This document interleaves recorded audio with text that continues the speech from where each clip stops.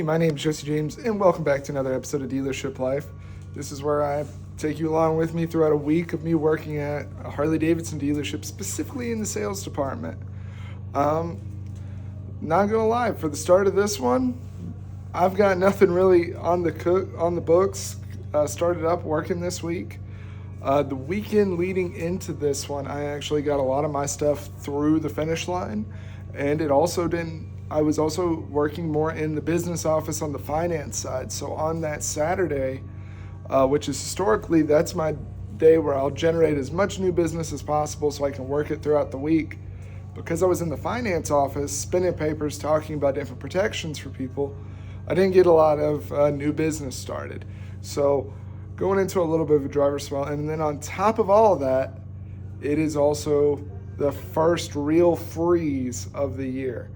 If you've ever wondered what it's like working at a Harley Davidson dealership during the winter, you're about to see it throughout the course of this week. Like, this is what it looks like out in the front of the showroom. It is like 3 o'clock. You can see the one car that wasn't an employee's car just pulled out of the driveway. And this is kind of how it's been all day.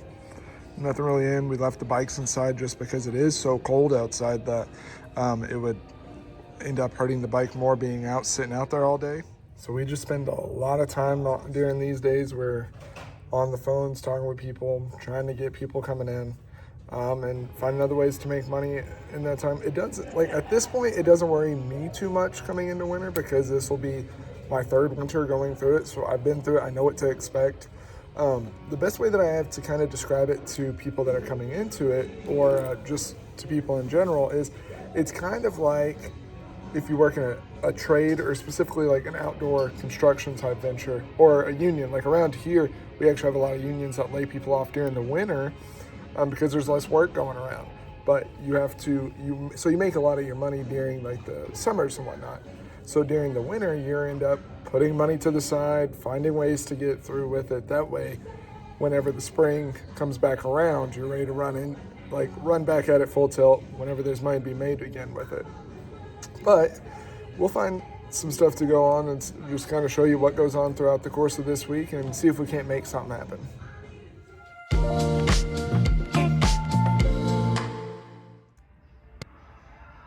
So it has been a slower start to the day. It is now the next day. Absolutely nothing happened yesterday for the start of snow season, as I'm gonna, I guess, lovingly call it, even though winter. I'll probably never say that again. But yeah, so just had a guy come through. He was looking for a 2002 through 2005 Sportster custom carbureted setup that he could learn to work and mess around with on his own. And I told him, great news, I've got one. The bad news is you are not the only person looking for that. I have been seeing over the past little bit more and more people looking for the older style sporties, not so much even for riding, just to work on themselves and learn how to do stuff. And I think a lot of it does have to do with YouTube popularity. Like, I know I've been seeing a lot of people taking the customs, building it out that way, or making them into the dirt bike setup that was popular a couple of years back. But no, I told him, I'm like, you're looking for the same thing in the same vein that a lot of people are right now. So it's going to be tough. Like for this one didn't even last like a day. It came in, was immediately sold. Didn't make website, didn't make anything. It just was gone. But it's the exact setup he's looking for. I gave him a few other models from the Softail Standard, or I told him even like Softail Custom, you look in that same year. Price point wise, you're probably gonna be similar, but they're just tougher to find. And for me, as a dealership, it's not something that like we see come through too terribly often. Like, I think I've only seen two this year come through of that exact setup. And I told him, I'm like, you're kind of looking a little more needle in a haystack. But interesting enough, he said he didn't want to look anywhere like on Facebook Marketplace or side of the road because he was worried about, he's like, what if that person didn't take care of it, blah, blah, blah, all that. But I was like, if you're looking for something to learn on, that's like the perfect one. But what are your thoughts? Is that something that you'd actually come over to a Harley dealership to find, or would you be looking more marketplace? I'm curious to see what the feedback is on that one. But also had another fun conversation with one of like an interesting conversation just in general. And that's because the conversation was on dual sports.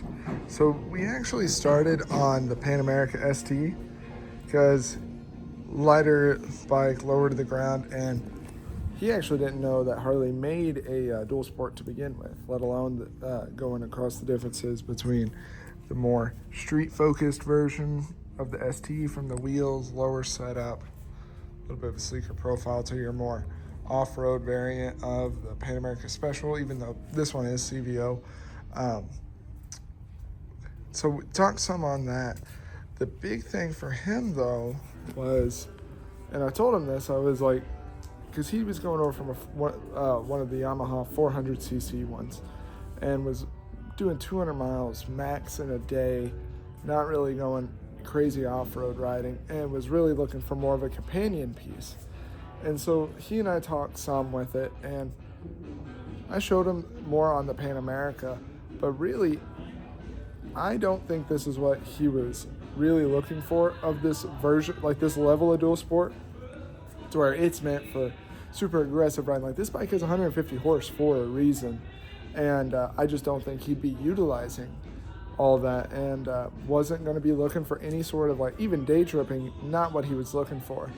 So I actually showed him one of these bikes, but over here in what I call my Pan America trade-in lorry section, because for all three of these, I took these in on trade about a month ago now, different customers, but all of them went over to Pan America for different reasons. Now, the Pan America is meant to be a little bit more in competition here with your Africa Twin.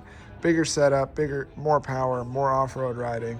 But for what he's doing, he's actually more along the lines of like the Tracer or even the Honda Transalp.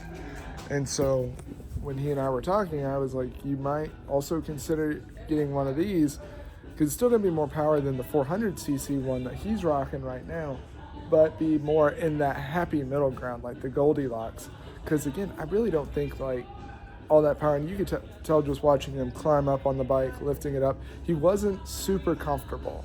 And so that's why I took him in this direction. I even told him at the end, like, hey, at the end of the day, if you want to go with the Pan America, more than happy to sell you one. But since I do have different options, I'd want to show you those other options.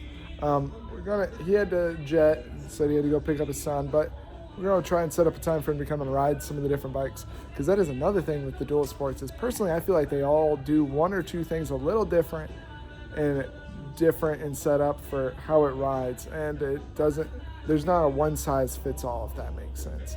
But that's been it so far today. As you can see, it's still very much bare bones, and today it's actually just myself and actually there's my other sales partner, Cody. It's just the two of us today. So really haven't had a whole lot of time to do anything other than, hey, you make phone calls, I'll be on the floor, and then tag teaming in and out. The odds of having a 6-person sales team and over half of them calling in on the same day is apparently low, but not zero.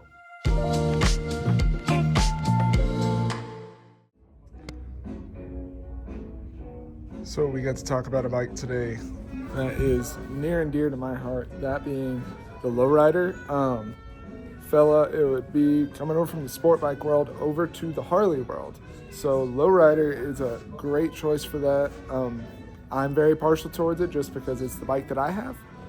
But no, so we talked some with it, went over a little bit of some of the different things. Reasons that I really like it is, so I have a 23, which is the same year as this, but I like the old school styling, or classic styling as Harley likes to put it. The 117, I think it's a fantastic motor, even without the ride modes. The inverted front fork and the little bit of a lift from the factory that it comes with. I do have the ST myself, so that's one that's coming with the fairing and bags. It just works a little bit better for what I do riding wise. But it was also, and this was the interesting part, comparing it to a Nightster. I don't know if it was just like between the two bikes was wanting just the slimmed out look, or because for me the Nightster and the Lowrider S, you might as well be comparing apples to oranges. They are not similar in very many facets. But talked some, had a good conversation. Definitely came off to me as just like I wasn't sure of half the things he was saying. were true, because he was talking about stuff all the way from like riding, like wanting bikes that could outrun helicopters and stuff, to his brother was in the pits for Dale Earnhardt. So we'll see. At the very least, it was a good conversation about two bikes that I think are fun, and we'll just interesting one, because for me, whenever somebody's telling a story, I really don't gain anything one way or another of if they're telling the truth or not.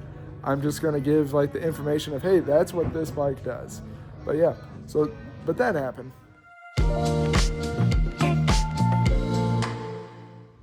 So it is now the next day. That is a 2025 Lowrider S that should be going today, and I really don't know a whole lot about that one. That was actually a bike deal that had been handed to me by my sales manager. He'd already been working it. Everything was done. Just didn't have a salesman attached to it, so he handed it over to me, which, hey, I'm a big proponent of it's better to be lucky than it is to get good.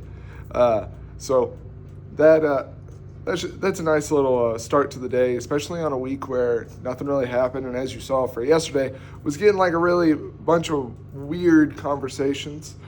On the other hand, too, it's nice because I have actually been working on it with a customer where I felt like I was doing a little bit more than what was in my pay plan.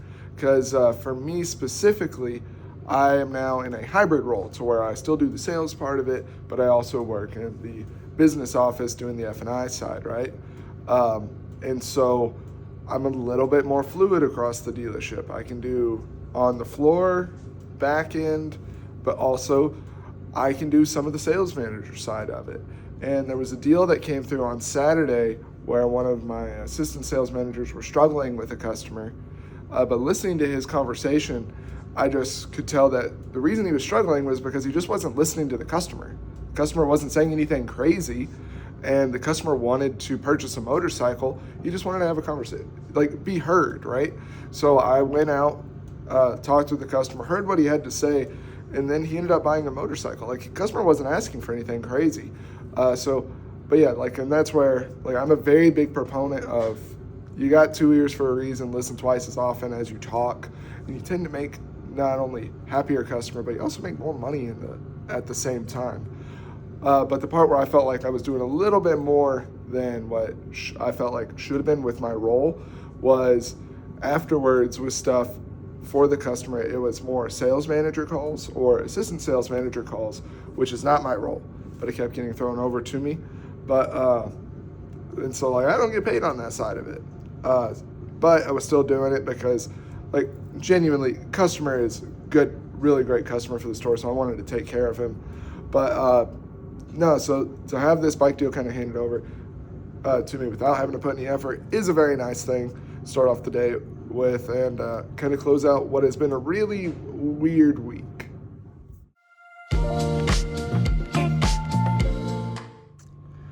So, yesterday turned out to be a very unlucky day for me, because the guy coming in for the lowrider, where everything was done, everything was set, his transmission went out on his Super Duty on the way over to pick up the bike. So, because of his $8,000 bill to get a new transmission in there, you're never going to believe it, he's now out on buying a motorcycle. And then literally nothing else happened that day. So, hey, you know what? Luck's a fickle mistress, and it's two sides to the whole thing, I suppose. But yeah, so kind of par for the course, like a real nice start to the winter week. And now, like, it's up into the 70s here for the end of the week. But man, winter, am I right? So Cowboy Fan VA asks, but due to working at a Harley store and being around the bikes every single day, does it take away your joy of riding the bikes when you're not off work? Because whenever he's not on the clock, doesn't want to think about anything to do with work. And my answer to that is yes and no. Because, yeah, there has been several times that whenever I get home, I want absolutely nothing to do with motorcycles. Don't want to think about it. Don't want to look at it. Nothing. And so on those weekends, I don't do anything related to motorcycles. But then there's also been several days where I've dealt with a customer that was less than friendly, or it had just been a super stressful week, and the only thing that I want to do is go ride on my bike to remind myself, hey, this is why you enjoy doing what you do. So yes and no to, is it draining? So while I still have time to make a sale this week, since it is on a Saturday, this is not the first time where I've gone in and not made a single sale in a week. If you want to see what happened during that week, check out this video over here. I'll see you over there.